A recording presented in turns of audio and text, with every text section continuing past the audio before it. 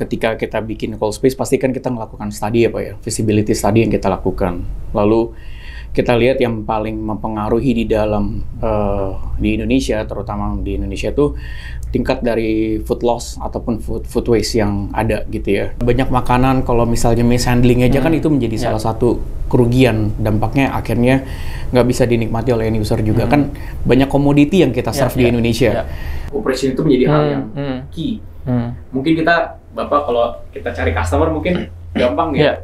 Kita maksudnya kita bisa tap in dengan customer selama harganya masuk, tapi untuk menjaga operasional itu bisa terus konsisten dan berjalan itu butuh komitmen yang luar biasa.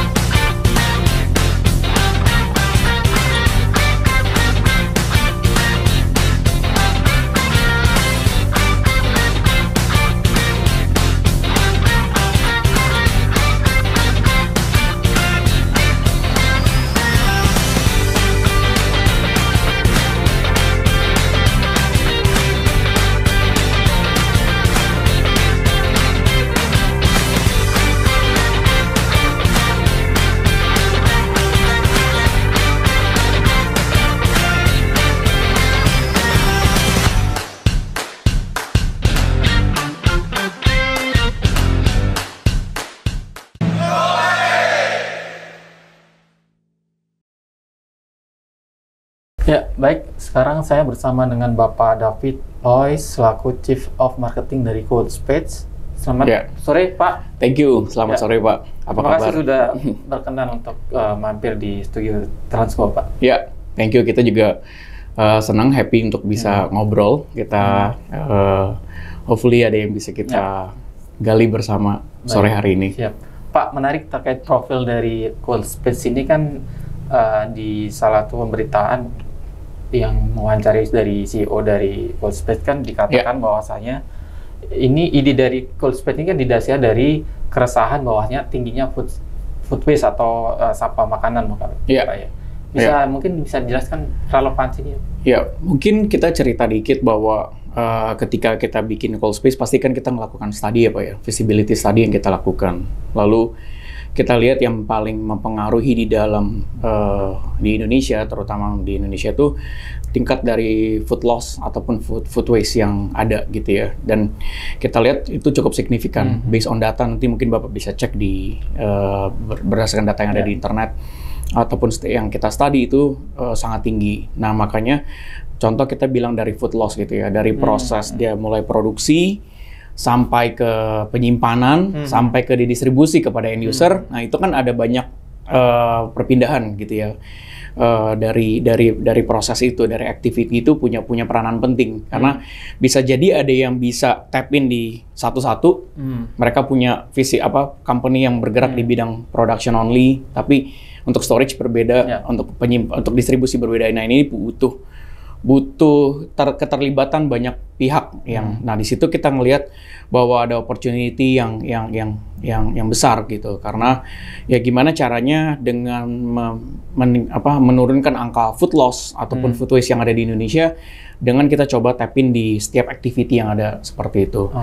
Makanya kita berdasarkan itulah kita coba create satu company, kita build satu company yang untuk mengurangi angka tersebut sih Pak. Seperti itu. Konteks food waste ini apakah juga termasuk bahan baku ya Pak? Bukan hanya produk jadinya gitu ya? Iya, termasuk dari raw materialnya. Kan raw material kan ada banyak, ada yang diproduksi di lokal, ada yang mereka import dari luar negeri. Terus ada juga dari berbagai macam source yang ada. Dan kita lihat sih, makanya ini kan butuh banyak penanganan. Misalnya kalau dari produksi lokal, kita kan butuh banyak keterlibatan daripada petani-petani lokal ataupun supplier-supplier lokal yang ada untuk mereka create satu produk dan akhirnya bisa disimpan dan didistribusi gitu. Jadi itu kan butuh infrastruktur yang memadai, butuh infrastruktur dari sisi penyimpanan, pengiriman, dan lain sebagainya. Jadi kita masuk di area itu sehingga hopefully dengan adanya kita juga bisa menurunkan angka food loss dan food waste yang ada di Indonesia. Itu mungkin salah satu studi yang kita belajar ya Pak ya, yang kita pelajari gitu. Artinya tidak hanya di sektor FMCG saja gitu ya? Iya. Iya. Jadi ya kan banyak hal ya Pak. Kalau misalnya kita ambil case banyak makanan, kalau misalnya mishandling aja kan itu menjadi salah satu kerugian. Dampaknya akhirnya nggak bisa dinikmati oleh end user juga. Kan banyak komoditi yang kita serve di Indonesia. Komoditinya beragam, sayur aja beragam, buah pun juga beragam. Antara buah satu, let's say buah anggur ataupun buah yang lainnya itu beda treatment. Buah melon misalnya, itu juga beda treatment. Buah durian beda lagi, dan lain sebagainya. Jadi itu aja baru bicara dari komoditi buah dan sayur. Sayur aja kan ada ratusan jenis sayur yang ada di Indonesia gitu. Ya jadi memang peranan kita di logistik sangat penting untuk menjaga dari sisi quality, dari sisi gimana caranya kita bisa make sure quality itu terjaga sampai diterima di end user. Seperti itu. Mungkin bisa dikasih gambaran food loss dari mungkin komoditi tertentu, misal buah-buahan ketika mungkin secara handlingnya tradisional, belum secara cold chain, itu berapa Pak sebelum dilakukan secara cold chain misalnya? Detail angkanya saya mesti cek exact number-nya. Tapi yang pasti gini, saya ambil satu case Pak. Misalnya kita contoh handle bawang gitu ya Pak ya. Bawang itu kan kalau Bapak mistreatment, itu mengakibatkan bawang itu bisa bertunas. Nah ketika bertunas itu udah nggak bisa lagi dijual di end user. Gitu. Jadi, nah gimana caranya kita bisa punya pengetahuan, knowledge, ataupun menjamin kualitas produk yang ada itu bisa kita simpan di gudang kita, didistribusikan dengan baik. Nah itu salah satu hal yang penting, karena ya kita lihat konsumsi bawang aja di Indonesia tuh cukup besar. Itu baru bicara bawang, belum komoditi seperti daging, seperti ayam. Berapa banyak konsumsi ayam di Indonesia, dan itu impact-nya sama Pak, seperti itu sih. Ya, kalau kita lihat ya dari case by case kan, mishandling yang terjadi impact-nya kepada kualitas produk itu. Itu di sisi untuk komoditi raw material. Kalau untuk produk jadi gambaran food loss-nya seperti apa? Kalau produk jadi lebih gimana caranya, misalnya kan pasti kan mereka punya expire date yang berbeda-beda, SKU-nya banyak, dan kita lihat gimana caranya kita bisa make sure jaga sesuai. Misalnya barangnya frozen, dia makanan beku gitu ya, tapi ternyata disimpan di suhu yang chill. Nah itu kan akan membuat produk juga quality-nya nggak sesuai gitu, dan itu bisa ada terjadi penolakan ketika end user ataupun mereka yang mungkin di distributor, mereka distribusi atau mungkin distribute ke mall, ke GT, MT, lalu mereka bisa terjadi penolakan besar di situ. Dan ya impact-nya kan memang karena setiap di supermarket itu kan punya standar tersendiri ketika berbicara tentang quality ya, dan itu kita selalu jaga supaya apa yang di store di dalam cold space gitu, itu kita ensure kita punya quality sesuai dengan standar dan SOP sih. Dengan banyak case food loss tadi yang disampaikan oleh Pak David, sekarang solusi layanan apa saja Pak yang ditawarkan dari cold space? Kalau dari cold space kita bergerak, kita ada beberapa services, kita ada 4 Pak. Jadi yang pertama itu kita bergerak di bidang gudang pendingin. Jadi gudang pendingin yang kita tawarkan, nah itu kita ada banyak lokasi di Jakarta. Kita ada di Tanjung Priuk, Dadap, dan juga di Srengseng dan lain sebagainya. Terus kita juga ada di Bandung, Balikpapan, Makassar, bahkan sampai ke Medan juga. Gitu. Jadi kita fokus di Jawa, Bali, sampai ke Lombok, terus habis itu dari Jawa sampai ke Sumatera juga kita fokus itu. Jadi yang pertama adalah kita bangun infrastruktur gudang supaya setiap kota-kota ini kita punya banyak tempat untuk customer atau yang butuh gudang pendingin yang ada. Lalu yang kedua, services yang kedua adalah pengiriman menggunakan river, Pak. Kita juga punya truk yang dry, kita juga punya truk yang pendingin. Kita bilangnya river truck ya. Nah, river truck kita juga kita bisa distribusi dari all the way dari Jakarta sampai ke Lombok, ataupun Jakarta sampai ke ujung Sumatera. Nah, kalau keluar kota kita ada Jakarta sampai ke Makassar, bahkan kita bisa kirim juga sampai ke Batam, seperti itu. Oke. Berarti secara milestone gudang dulu, Pak ya? Gudang dulu. Dari 4 layar. Ya, sebenarnya gudang sama truk sih, Pak. Gudang sama truk. Tapi kita di awal-awal kan baru beberapa gudang yang kita punya gitu ya sama truk. Dan akhirnya kita mulai coba nambah dengan berbagai armada. Seperti itu sih. Nah, services yang ketiga tuh kita ada namanya hyperlocal hub gitu. Nah, itu konsep di mana kita tap in karena mungkin karena Coalspace sendiri kan punya ekosistem logistik yang sudah established di Indonesia dan sudah mature juga. Nah, itu kita bangun kolaborasi logistik ekosistem itu yang ada. Makanya kita bisa punya banyak hub-hub yang banyak di Indonesia sehingga kita bisa tap in dengan cepat ketika customer butuh perluasan market di area-area yang mereka mungkin nggak bisa jangkau, jadi kita bisa start di situ. Seperti itu sih. Baik. Ya.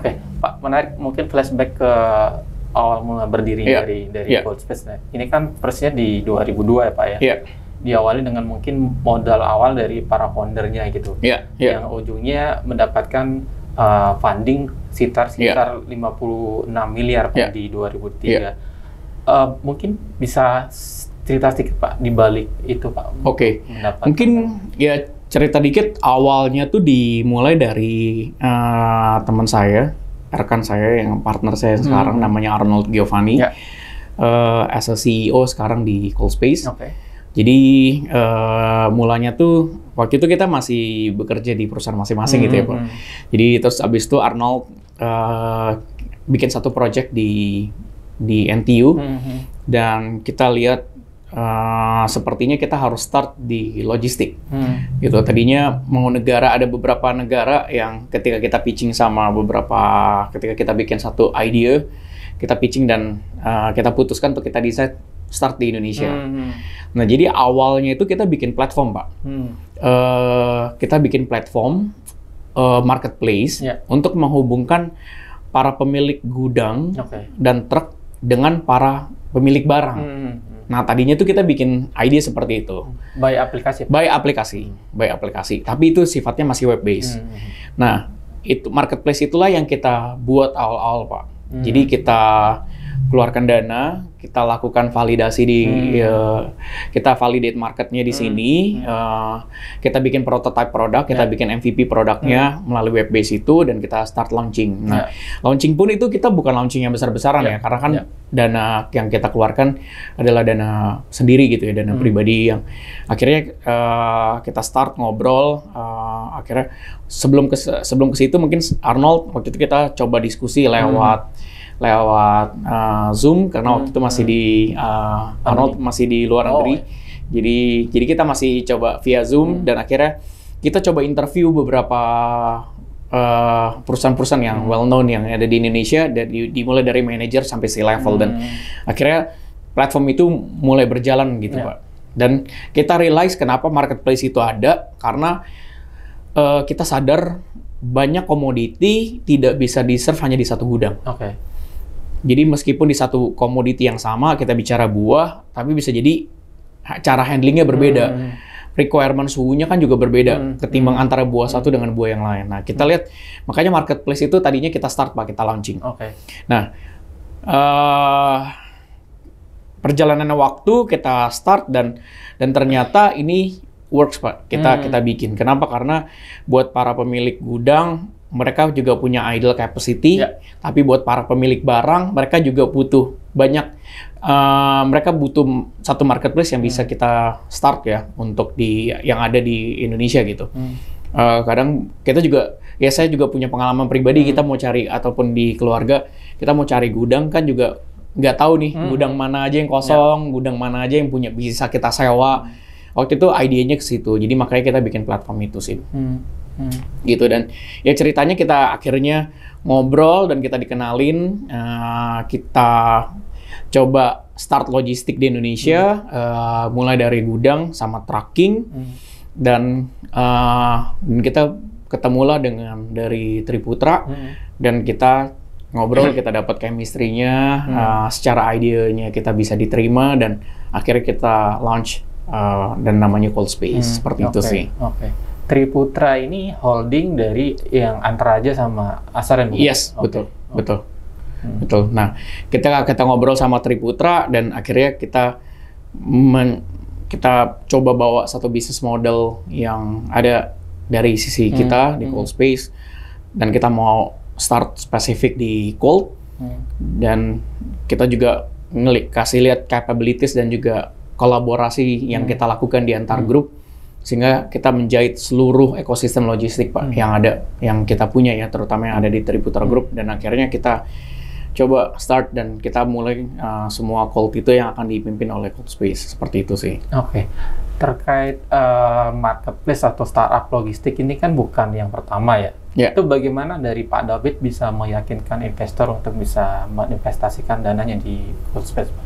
Ya, sebenarnya sih kita kasih idenya kan satu, ada bisnis model yang kita kasih lihat, Pak. Maksudnya dari sisi perhitungan, dari sisi financialsnya kan kita coba hitung, dan kita ngelihat di market di Indonesia terutama untuk cold itu masih besar sekali, karena perbandingan antara supply dan demand itu kan masih cenderung jomplang gitu ya. Demand-nya sangat tinggi, terutama tadi berkaitan dengan food loss dan food waste yang ada.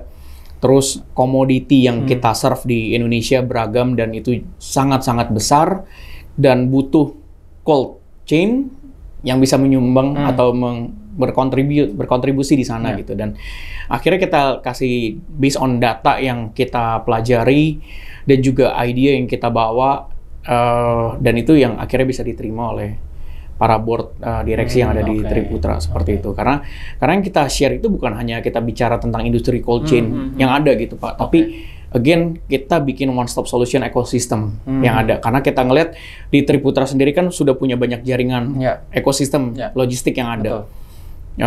Dan makanya kita coba dengan hadirnya Cold Space itu, kita coba mengkolaborasikan beberapa entity yang ada, sehingga kita bisa jalan sebagai satu grup yang besar dan memimpin juga di dunia logistik, ya, sehingga baik kebutuhan cold ataupun dry itu bisa kita serve, seperti itu. Nah, apalagi kan tadi Bapak cerita dengan pertumbuhannya banyak e-commerce dan lain-lain, kan sebenarnya serba cepat. Nah, ketika serba cepat itu otomatis Bapak butuh banyak kolaborasi yang dilakukan supaya itu bisa capai dari sisi scale dan juga kecepatan yang dengan apa namanya dari e-commerce punya persyaratan gitu ya. Jadinya kita bisa ngikutin dan kita bisa survive, dan bahkan kita bisa melakukan apa yang diminta gitu dari sisi market. Dan ini mungkin dari segmen baru yang masuk di Triputra, Pak, di cold chain-nya, Pak? Ya. Karena kebanyakan dari entity yang ada, mereka itu fokusnya di dry, dan kita ngeliat di market cold ini juga demand-nya tinggi. Cuma dari sisi supply-nya juga kita lihat, kan mungkin kita tahu lah, Pak, untuk ngebangun satu gudang ataupun bangun satu truk itu kan investment, dari sisi investment kan juga cukup tinggi gitu. Jadi ya kita coba start di situ, dan untuk kita coba handling produk-produk yang ada di Indonesia. Mungkin flashback lagi di tahun awal, Pak, sebelum pendanaan. Apakah dari Pak David atau Cold Space sendiri sempat mengalami fase-fase jatuh bangun gitu di awal? Awal-awal pasti ada, Pak. Kan namanya juga kita keterbatasan dana, terus kita juga keterbatasan daripada manpower kan.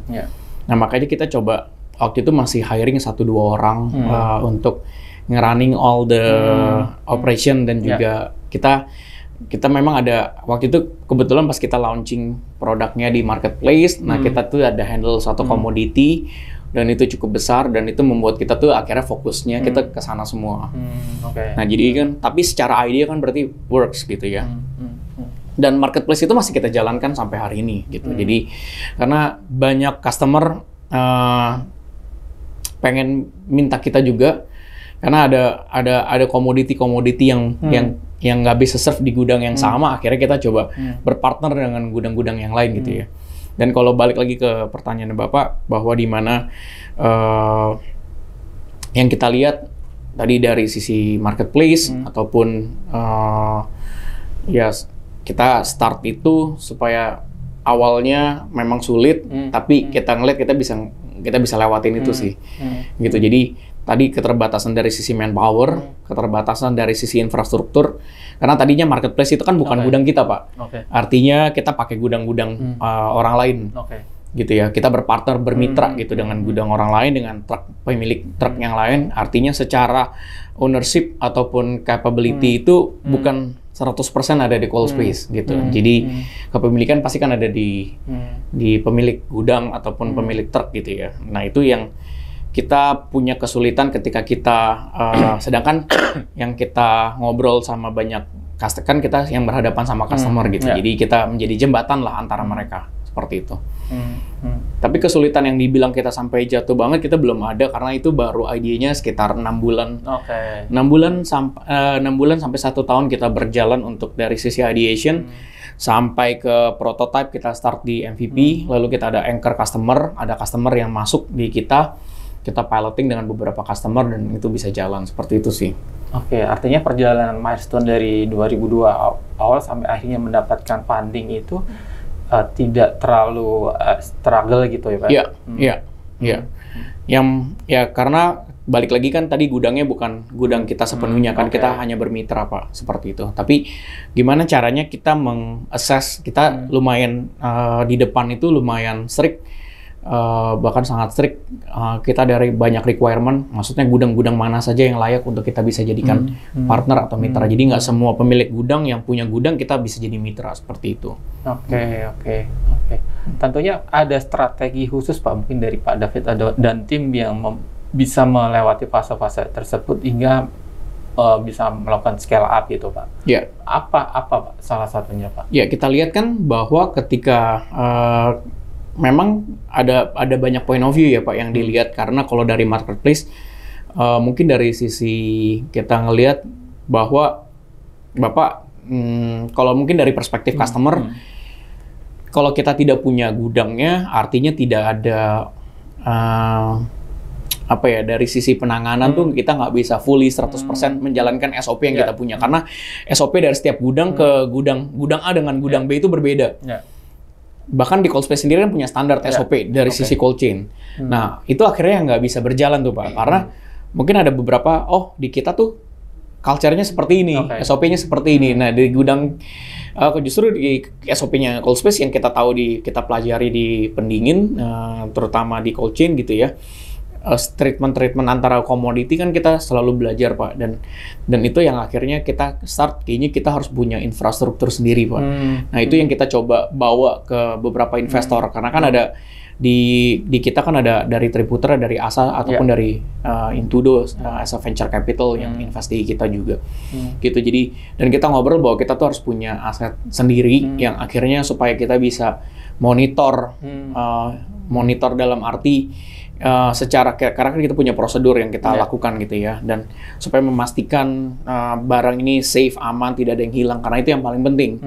Karena kan ketika kita pindahin barang customer ke gudang kita, kan itu menjadi tanggung jawab kita sepenuhnya. Artinya kita dengan amanah kita menjaga dari sisi quality, dari segi quantity juga yang dipercayakan gitu. Nah, itu dua hal itulah yang kita rasa kenapa kita harus scale, kita harus punya infrastruktur sendiri. Kayak contoh mungkin truk lah gitu, Pak.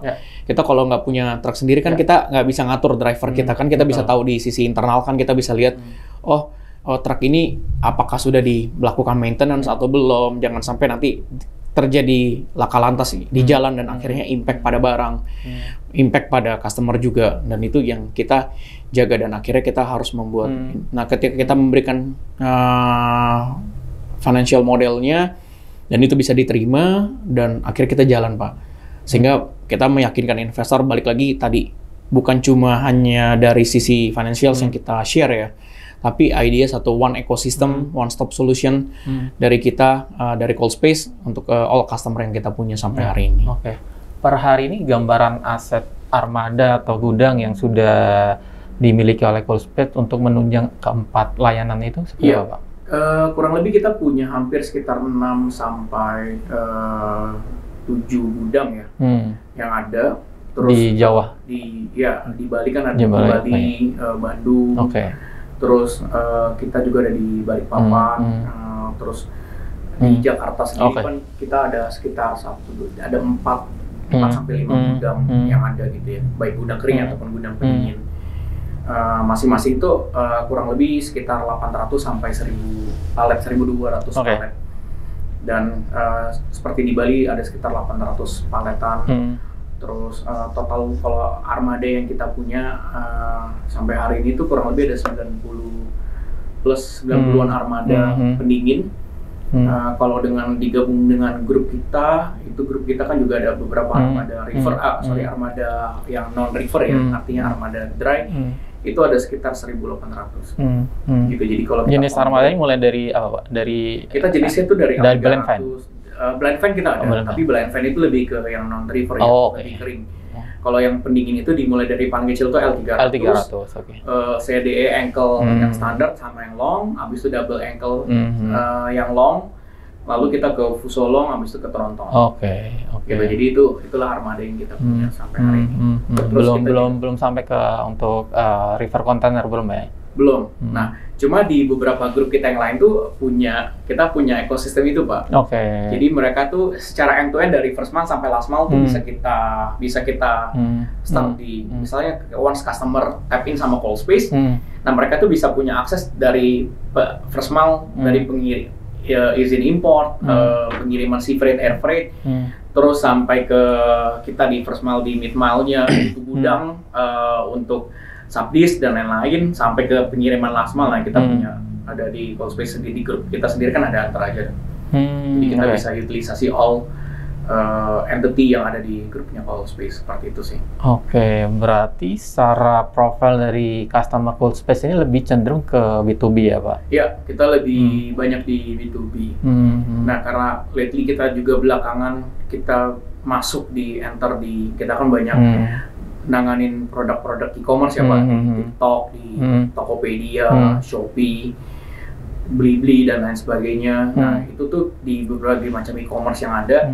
Nah, akhirnya kita juga kita juga jalanin yang fulfillment, tapi khususnya yang cold gitu. Nah, itu juga kita handle barang-barang cold yang juga nanti terjual di berbagai e-commerce yang brand seperti itu. Boleh bisa dijelaskan profil dari customer dari masing-masing industrinya, Pak, yang nilainya, Pak? Kita tuh banyak macam, Pak. Jadi dimulai dari importer buah, sayur, terus dimulai dari pemain F&B yang ada di restoran, baik yang punya value chain restonya banyak, bahkan yang well known di Indonesia. Terus kita juga yang produknya es krim kita handle, terus yogurt, susu dairy produk, sampai ke cheese, terus kebutuhan terus daging import dari Australian Japanese Wagyu, ada yang Australian, ada juga Japanese Wagyu, bahkan sampai ke frozen kayak meatball ataupun frozen chicken seperti kayak chicken nugget gitu. Nah, itu kita handle, Pak. Jadi semua dari berbagai macam beragam ya. Bahkan ke farmasi kita juga ada handle beberapa barang seperti itu. Artinya dengan beragam komoditi tadi itu, Pak, secara treatment handlingnya, treatment suhunya, treatment infrastrukturnya berbeda, Pak, ya? Berbeda. Makanya tadi marketplace yang kita punya, kita tetap jalanin di internal, Pak. Kenapa? Karena ketika customer punya inquiry masuk di Coolspace, let's say via website atau via Instagram, bisa DM ke kita atau chat langsung ke WhatsApp kita, WhatsApp bisnisnya kita, atau mungkin ke sales yang udah kita ada di timnya Coolspace gitu ya. Nah, itu kita cari gudang yang memang udah terbiasa untuk kita simpan produk tersebut gitu, Pak. Jadi mostly hampir karena kan gini, kalau beberapa pemain let's say yang mereka simpan contoh ya, Pak, buah yang paling signifikan nusuk itu kan contoh durian gitu ya. Nah, ketika buah durian kita simpan dengan buah yang lainnya, biasanya itu akan terjadi kontaminasi. Betul. Gitu. Demikian juga dengan komoditi seperti bawang yang dari sisi bawang putih, bawang bombay, yang mereka tuh punya gasnya yang tinggi dan akhirnya punya impact kontaminasi ke sesama produk yang lain. Makanya kita coba pisah Pak, barang-barang komoditi yang mana yang cocok di gudang A, yang cocok di gudang B, seperti itu. Sangat challenging sekali itu Pak. Ya, dan begitulah kondisinya yang ada di Indonesia ya, kita lihat. Dan kita pemahaman di tim kita strong untuk kita penting dari driver kita sampai ke pekerja-pekerja yang ada di lapangan, yang ada di gudang, itu untuk ngerti barang apa yang kita handle dan gimana cara treatment yang kita lakukan, seperti itu. Oke, tadi disampaikan untuk jaringan cold storage kan sudah ada di Bali, Lombok, Balikpapan, sampai di Makassar Pak ya. Itu secara spesifikasi dan mungkin luasan dan sektor industri yang ditangani, apakah beragam atau sama? Kita beragam Pak. Kayak misalnya di Jakarta kan ada beberapa tempat. Kita ada kita juga ada partner kayak kalau di gudang kita sendiri mostly kita handle lebih ke buah-buah sayur, buah dan sayur import. Terus ada juga untuk dari sisi FMCG Pak, kita handle juga seperti di gudang Bali, Bandung.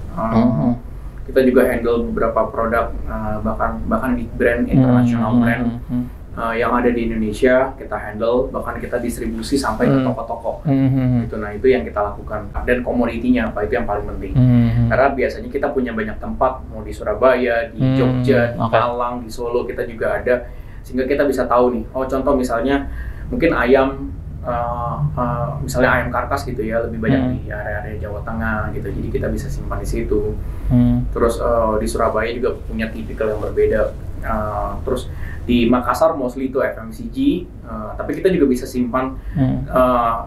Makanya kita mesti lihat profilnya. Selama itu tidak berkontaminasi, kita bisa masukkan di dalam satu gudang yang sama gitu. Yang pasti jangan sampai halal non halal kita gabung ya Pak. Itu karena perihal itu kan itu juga hal yang krusial ya. Nah itu juga berbeda. Seperti itu. Dari semua cold storage yang ada itu Pak, tingkat keterisiannya yang paling besar yang di mana Pak? Hampir semuanya kita full utilisasi sih Pak. Karena memang ada tergantung kita segmen market yang kita mau enter kan.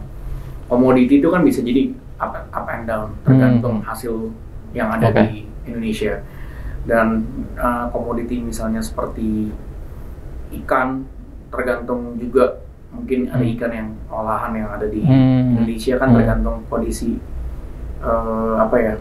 kelautan yang ada di Indonesia. Kalau impor kan tergantung daripada regulasi. Betul. Kuota impor ya. Tergantung daripada kuota juga. Dan itu efeknya panjang karena kita bicara tentang supply chain, artinya banyak beberapa pihak yang terlibat di situ, ada entity banyak yang terlibat, sehingga itu impact, termasuk salah satunya kita di cold space. Jadi tergantung itu. Kalau ditanya utilisasi, kalau kita fokusnya beberapa komoditi, kalau main kita di fokusnya di distributor gitu ya, mungkin lebih stabil, sehingga utilisasi kita kan juga bisa lebih tinggi. Tapi kalau kita main di banyak tap-in dengan beberapa distributor, terutama importer seperti buah dan sayur kan tergantung regulasi yang ada. Seperti itu sih Pak. Itu di sisi cold storage. Kalau untuk di layanan river truck-nya sendiri, untuk gimana cara memonitoring suhu dan armada sudah Bapak yang dilakukan? Ini satu hal yang paling penting juga. Mungkin kita ngelihat bahwa kalau di sisi gudang udah pasti kita punya warehouse management system, itu wajib. Kenapa? Karena kita gimana caranya menjaga transparansi dari sisi kita kepada customer. Nah dalam perjalanan pun kita juga punya transportation management system, kita bilangnya TMS gitu. Nah TMS itu gimana caranya tim kita punya visibility Pak. Visibility dalam arti, karena kan customer di cold itu kan cenderung, karena barang di cold itu kan cenderung mudah rusak. Karena punya sensitivitas yang tinggi terhadap suhu. Nah inilah yang kita jagain lewat TMS yang kita punya Pak. Nah TMS ini kebetulan juga salah satu grup yang ada di dalam Tributra, sehingga kita pakai juga yang TMS yang sama yang dipakai di dalam grup kita akhirnya di deploy, dikerjakan di ColdSpace juga. Nah dari TMS itulah kita connect dan combine dengan berbagai macam platform suhu yang ada ya. Dan kita coba jaga monitoring dari mulai proses perjalanan inbound, ketika barang dimuat di tempat customer. Nah itu semua kita lengkapin semua all the dokumentasinya Pak, sampai ke perjalanan. Nah ini krusial nih, proses perjalanan kan cukup panjang. Kalau kita masih Jakarta area mungkin di dalam 2-3 jam kita bisa kirim ya. Bahkan kurang dari itu tergantung jarak. Tapi kalau kita sampai ke perjalanan jauh kan itu makan waktu. Misalnya ke Medan, ke Medan kita kirim juga setiap minggu, ataupun ke Bali, Lombok dan lain sebagainya. Nah, proses dalam perjalanan A ke B ini butuh waktu dan akhirnya kita butuh tim yang harus monitor. Selain daripada teknologi yang menunjang, kita juga butuh orang untuk kita ngeliatin. Kita juga punya control tower 24 jam untuk make sure apabila terjadi penurunan suhu, kita punya mitigasi yang kita lakukan supaya menjaga balik lagi quality daripada produk dan juga yang dipercayakan customer itu jangan sampai ada kerusakan. Karena kalau kerusakan tadi balik lagi food loss yang kita alamin kan, meskipun itu barang jadi. Yang jadi prioritas ketika monitoring armada itu lebih ke apa Pak? Untuk memastikan suhunya atau ketepatan waktu? Yang armada. Ketepatan waktu jadi satu hal yang penting juga, karena itu kan bicara tentang planning ya. Karena planning kadang customer juga punya planning di mana butuh barang itu secepat mungkin. Yang kedua yang pasti dari sisi quality. Memang monitoring suhu ini kita lakukan. Kita buat 3 shift untuk lakukan monitoring setiap harinya. Nah itu kita report, bahkan sampai proses serah terima Pak. Dokumentasi semua surat-surat itu kita kirimkan dengan detail. Bahkan kita menghitung ketika serah terima itu Kak, di tim ketika penerimaan itu mereka pihak receiving itu menghitung all dokumentasi yang berjalan. Seperti itu. Artinya dari sisi drivernya punya knowledge yang effort Pak ya, di luar dia mengemudi ya? Kita lakukan ketika kita jalan satu project gitu ya Pak, kita selalu ada training.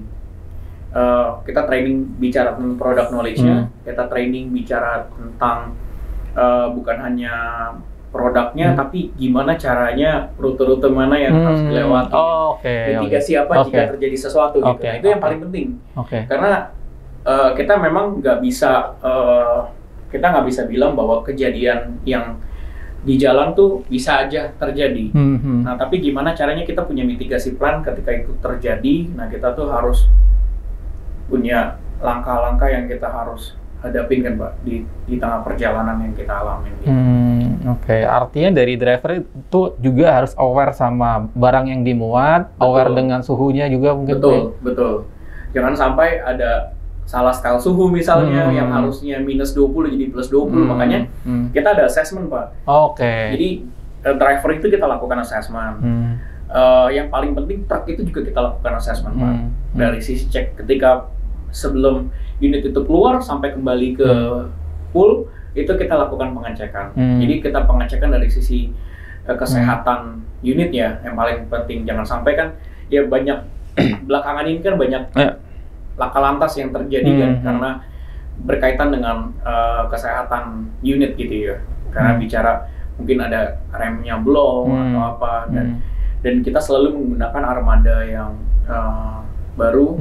Artinya kita nggak menggunakan kalau untuk customer terutama kita yang F&B, kita menggunakan armada yang 1-2 tahun yang terbaru sih Pak, sehingga kita bisa make sure dari sisi quality, terus dari proses monitoring itu kita terus lakukan. Baik. Lalu untuk layanan berikutnya Pak, seperti mungkin yang tadi disampaikan untuk layanan fulfillment ini, seberapa menarik Pak secara market dan siapa saja yang sudah menggunakan layanan ini? Kalau yang fulfillment ini kita sudah jalan ya Pak, kurang lebih sekitar 1 tahun, dan kita tuh tap in dengan ekosistem di grup kita namanya Antar Aja. Jadi mungkin lebih bayangannya gini, kalau buat customer nanti yang ada kepikiran mau enter di satu market gitu ya, mereka mungkin kan belum tahu demand-nya seberapa besar yang ada. Let's say mereka base-nya di Jakarta, lalu mereka mau enter market di Surabaya, tapi kan mereka belum ada forecast kira-kira penjualan mereka ada di sana. Nah, terkadang untuk masuk di satu gudang yang besar itu kan punya minimum space, Pak. Artinya ada minimum sewa, kan. Mereka belum tentu dari sisi brand nih. Saya coba berpikir dari sisi kacamata pemilik barang gitu ya. Ketika kita enter di satu market yang baru, untuk datengin let's say barang 1 sampai 2 ton, let's say minimal gitu ya. Nah, itu kan cukup besar. Betul. Nah, untuk belum tentu jualannya angkanya di perputarannya di situ. Namanya juga market baru, kan kita mau trial. Nah, kalau kita kirim semuanya dari Jakarta, cost-nya lumayan tinggi. Makanya kita tawarkan kepada all customer, di mana ketika mereka mau enter satu market yang baru, tap in aja dengan fulfillment-nya kita. Jadi misalnya, karena kita kan juga punya satu grup kita Allspace kan juga satu grup dengan Antaraja gitu ya. Nah, di mana ada hub-hubnya Antaraja, di situ tuh kita pakai kita punya penyimpanan yang cold, kita bisa pakai chest freezer kita yang ada di sana. Memang ya ada banyak pro and cons ya. Kita ngelihat bahwa memang dari sisi udah pasti kalau dari sisi cold itu kan metode FIFO itu juga salah satu hal yang penting. Nah, memang itu kan keterbatasan dari fulfillment. Cuma kan mereka bisa fulfill nih, Pak. Yang tadinya mereka mau trial market, mereka belum tahu, mereka start dulu di hubnya kita. Nah, mereka inbound dulu barang di tempatnya hubnya kita, kan itu nggak harus banyak, nggak harus 2-3 ton. Tapi kalau udah nanti scale-nya makin banyak, Pak, orderannya makin di e-commerce-nya makin jalan, ternyata brandnya kita tahu kualitas daripada brandnya enak, konsumen pada suka, artinya kan demand-nya juga akan makin tinggi. Nah, ketika makin tinggi baru saya arahkan ke gudang yang besar yang kita punya. Jadi pertama tuh kita coba, mungkin saya kasih ke beberapa customer apa sih hyperlocal fulfillment yang kita punya. Sesederhana, customer tuh mau enter market baru, mereka nggak tahu volumenya berapa, start dulu di hubnya kita dengan skala yang kecil, dan akhirnya ketika itu nanti dapetin skillnya, baru kita pindah ke gudang yang Allspace punya yang lebih besar yang bentuknya dalam satu palet, palet lebih ke racking dan lain-lain. Artinya secara market pun ya sangat menjanjikan ke depan ya. Yes, makanya kita tawarkan, dan tipikal kan kita ngelihat ya barang-barang yang bisa works dengan seperti itu kan bukan ke B2B ya, karena kan B2B sekali mereka punya production batch-nya aja mungkin bisa puluhan kontainer ataupun sampai ratusan gitu ya, atau buat para importir atau pemain B2B yang lainnya nah kita start mungkin ke beberapa profil customer kita yang start di hyperlocal kita itu lebih ada di UMKM atau bahkan ada nggak B2B yang start di hyperlocal, ada juga Pak. Jadi mereka itu yang fokusnya tadinya B2B tapi online-nya ini masih cenderung kecil. Jadi mereka tadinya fokus marketnya adalah di B2B. Nah, ketika mereka mau start di B2C kan juga orderannya volume-nya kan ya kita start di satu platform kan belum tentu penjualannya bisa langsung signifikan yang udah start 3-4 tahun yang lalu kan. Nah, kita coba start. Jadi cocok juga buat pemain B2C, mereka customer retail atau UMKM, mereka mau coba masuk di satu market yang baru atau mereka belum jalan dengan satu e-commerce platform, ataupun B2B yang fokusnya tadi adalah ke B2B distribusi, mereka punya offline channel dan retail store yang banyak, tapi mereka mau start di online. Nah, itu juga kita bisa masuk seperti itu.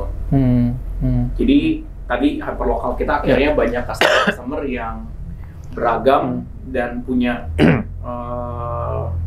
channel multiple SKU yang berbeda dan expiry date yang berbeda. Nah, tapi itu bisa diakomodir di dalam hyperlocal hubnya kita. Nah, itu total ada sekitar 500 lebih hub yang ada di Indonesia, Pak. Gitu. Jadi jaringan kita juga jadi bisa lebih luas. Nanti ketika customer kalau ada mau coba untuk trial di satu tempat, yang monggo aja untuk kita bisa diskusi. Menarik. Kemudian di layanan keempat yang mungkin tadi sedikit Pak David sudah jelaskan soal yang managed logistic service itu, mungkin bisa jelaskan lagi Pak, model bisnisnya seperti apa Pak sebenarnya?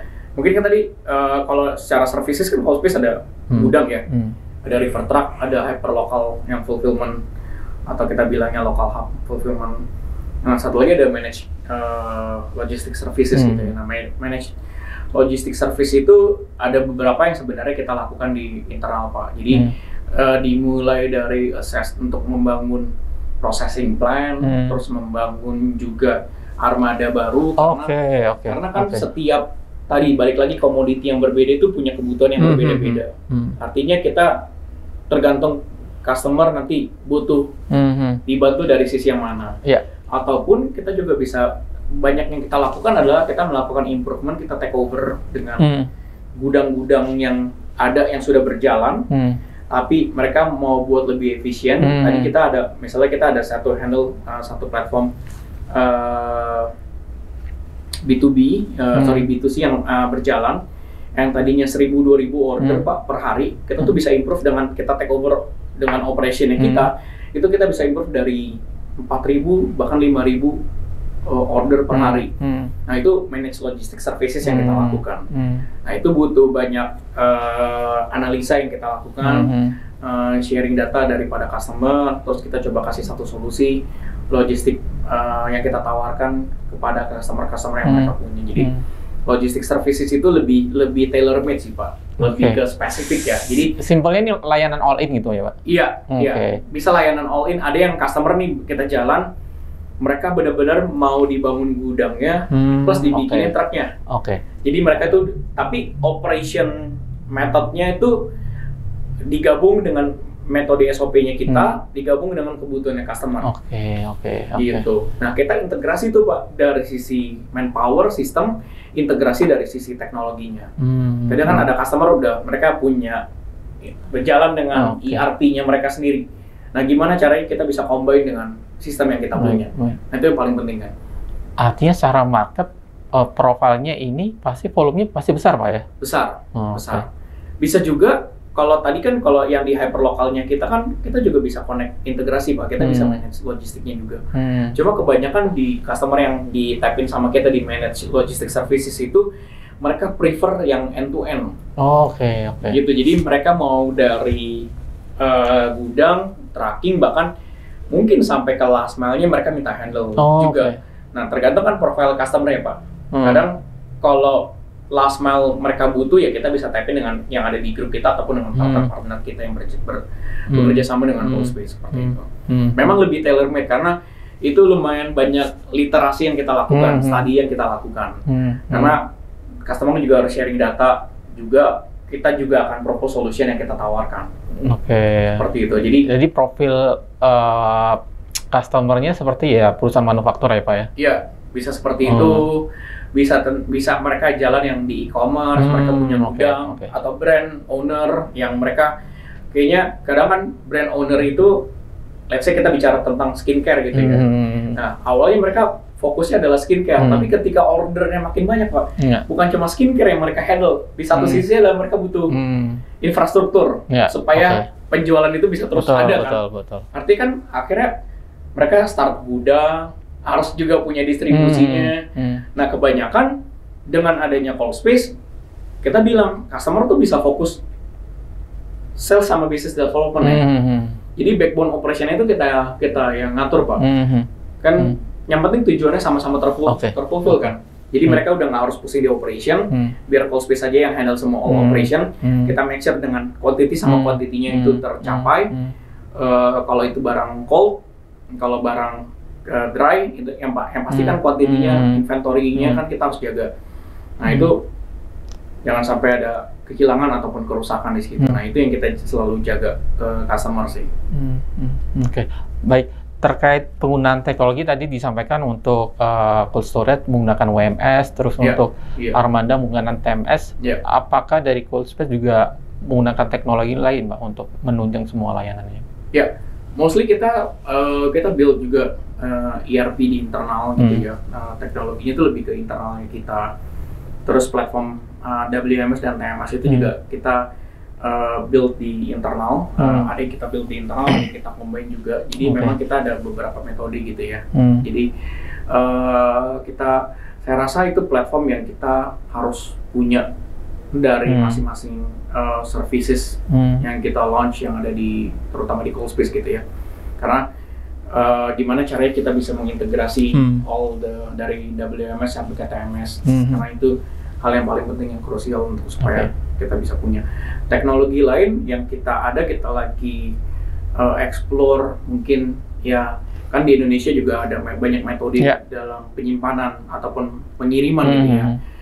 Kita lagi banyak combine, nanti mungkin kita juga lagi consider dengan AI platform yang ada, karena kan di sini kan AI bisa membaca, let's say kayak misalnya driver apakah mengantuk atau tidak, ya kan.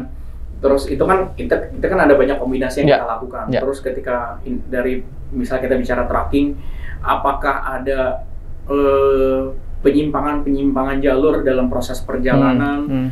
Terus ketika driver mengantuk, apakah behavior nanti bisa kita track gitu ya. Terus di dalam sisi gudang itu kan pasti IoT yang kita combine, gimana caranya kita bisa real time monitoring suhunya kalau terjadi sesuatu, switch ke berbagai kita punya skenario untuk yang kita lakukan seperti itu sih. Ya memang kita explore karena banyak bahkan di gudang sendiri kan ada ASRS metode dalam sistem untuk otomasi gudang. Nah itu kita juga ngelihat dengan berbagai macam, kita lagi mengeksplor juga sih Pak, seperti itu. Jadi memang banyak teknologi yang muncul dan balik lagi kan kita mesti menghitung dari sisi cost yang ada dan benefit yang bisa kita improve daripada implementasi teknologi yang ada di yang kita lakukan lah. Ya, dari banyak teknologi yang digunakan oleh Cold Space nih, goalnya itu yang jadi prioritas apa Pak? Untuk mereduce cost operasional kah untuk atau percepatan layanan? Pasti kita berharap itu reduce daripada cost kan di internal, artinya dengan Bapak punya teknologi yang lebih canggih, lebih advance, pasti kan akan mengurangi dari sisi manpower. Tapi kita harus melihat juga improvement apa yang bisa kita dapat dari teknologi yang kita deploy. Kalau dengan TMS kita bisa real time monitoring suhunya, kita bisa ngejaga, bisa kita mitigasi dengan berbagai apps, karena kan driver kita kan juga ada pakai aplikasi itu Pak.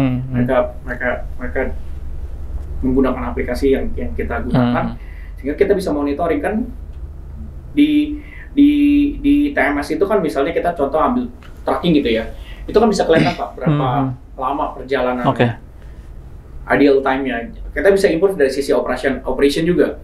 Selain daripada cost yang kita lihat, tapi dari sisi operation kan kita bisa improve. Oh ternyata di dalam 1 bulan perjalanan kita lihat kayaknya rute yang ini nggak efisien, tidak efisien. Nah kita bisa coba rubah routing plan-nya. Jadi misalnya tadinya A ke B ke D baru ke C, bisa jadi dari A ke B ke C dulu baru ke D. Nah itu kan cuma hal itu kan butuh data analitik yang kita punya Pak. Kita nggak bisa based on judgment. Belum tentu yang lebih dekat lebih efisien. Kenapa? Karena bisa jadi barang yang harus diantar belum ada di titik itu sampai ke titik yang ke rute yang kita plan. Jadi data itu tadi pasti improve dari sisi cost, improve dari sisi operasionalnya kita, dan harus bawa balik lagi. Kita punya prinsip Pak.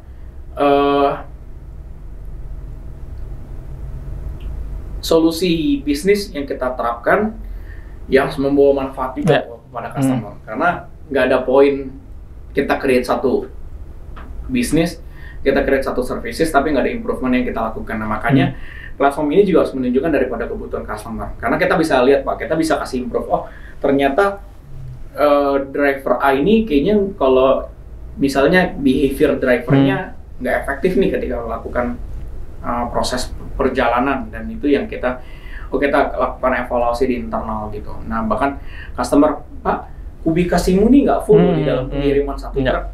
Bapak kayaknya jangan sewa truk kita yang besar deh, karena Bapak kubikasinya tuh bisa lebih kecil dari ini. Nah kita kasih solusi seperti itu Pak. Nah itu yang kita tawarkan ke customer. Memang di sisi kita kalau sebagai logistic player kan namanya juga kadang orang istilahnya mau sewa kadang customer mau sewa satu mobil pakainya cuma satu kotak, dia kirim cuma satu, ya terserah customer kan begitu sebenarnya. Nah tapi kita tuh selalu kasih edukasi ke customer bahwa disewa sesuai dengan peruntukan yang diperlukan gitu ya, sehingga kalau ada yang bisa kita combine, sisanya kita on call, kalau ada yang perlu dedicated kita dedicated. Nah balik lagi tadi improvement itu teknologi harus bawa beneficial buat ke customer, sehingga customer juga terimprove ya, cost mereka kan juga reduce kan, gitu. Oke, Pak, penggunaan teknologi seperti TMS atau WMS itu kan sebatas bagian dari tools saja, Pak. Tentu kan punya dari Coolspace punya semacam SOP atau SL, Pak, SL yang menjadi acuan gitu, Pak. Bagaimana penerapannya di Coolspace, Pak? Oke, kan kalau kita bicara SOP, mungkin nanti dari sisi Chief Operation saya akan lebih banyak ya. Cuma kita di sisi saya yang berhadapan dengan customer itu, kita kan akan berhadapan dengan SLA juga. Itu baik dari sisi pengiriman terutama ya, karena kita melihat sendiri challenge-nya di Indonesia itu kan geografikalnya luas, Pak. Terdiri dari banyak pulau. Betul. Terus pengiriman A sampai ke B itu bisa banyak lewatin. Nyebrang dulu, ada butuh harus menggunakan kapal dan lain-lain. Dan banyak hidden cost-nya. Banyak hidden cost yang tak terduga gitu ya. Variabelnya sangat fluktuatif. Dan kita lihat bicara tentang tadi ya SOP kita ya, kita komit, Pak. Maksudnya gini, ketika customer butuhnya sampai kapan ya kita akan sesuaikan dengan waktu. Yang pasti kita pernah ukur kan, kita realistis juga, Pak. Artinya bicara dengan kondisi market, karena ada banyak faktor. Kalau misalnya contoh belakangan ini kita kirim ke area Sumatera itu ngalamin banjir, Pak. Oke. Jadi kan itu isu yang kita nggak bisa di luar kendali. Iya, di luar kendali, betul. Nah, SLA yang kita sepakati juga akhirnya ya itu juga impact daripada itu. Nah, cuma SOP standar atau SOP yang kita terapkan pasti selalu kita komitmen sama SLA yang kita kasih. Bahkan untuk di internalnya kita untuk pengiriman antar kota gitu ya, yang jauh misalnya dari Jakarta ke Sidoarjo, bahkan Jakarta sampai ke Sumatera sampai ke Medan, ya kita lengkapin misalnya drivernya tadi bukan cuma sendiri, tapi kita ada 2 driver yang kita lakukan sehingga proses SLA itu bisa terus berjalan dan kita make sure dari sisi quality-nya. Kalau di sisi gudang ya kita akan lakukan proses terus pengecekan suhu, terus maintenance dari sisi pendingin itu juga penting kita ngelihat, lalu lakukan proses penanganan dari sisi security, semuanya itu kita libatkan. Di sisi tracking, maintenance fleet-nya juga kita lakukan, Pak, proses maintenance. Dari sisi pendingin, nah itu yang paling krusial. Kita kalibrasi juga dari fuel sensor, dari suhu temperaturnya, terus kita kalibrasi daripada kita cek juga berkala pendinginnya karena itu yang paling krusial. Kita testing juga, kita lakukan testing juga, Pak, sebelum jalan supaya memastikan armada yang jalan itu adalah unit yang layak dan bisa diterima oleh customer. Seperti itu sih. Baik, oke. Mungkin terakhir Pak David, kalau dari Coolspace sendiri melihat tren industri cold chain ke depan ini seperti apa, Pak? Dan mungkin apa yang akan dikerjakan ke depan? Oke, yang pasti buat kita di Coolspace sendiri kita juga fokus, kita operational excellence itu yang paling penting, Pak. Gimana caranya percuma kita punya banyak customer tapi kita operational excellence-nya nggak seimbang. Kita fokus terus di dalam internalnya kita. Kenapa? Karena operation itu menjadi hal yang key. Mungkin Bapak kalau kita cari customer mungkin gampang ya.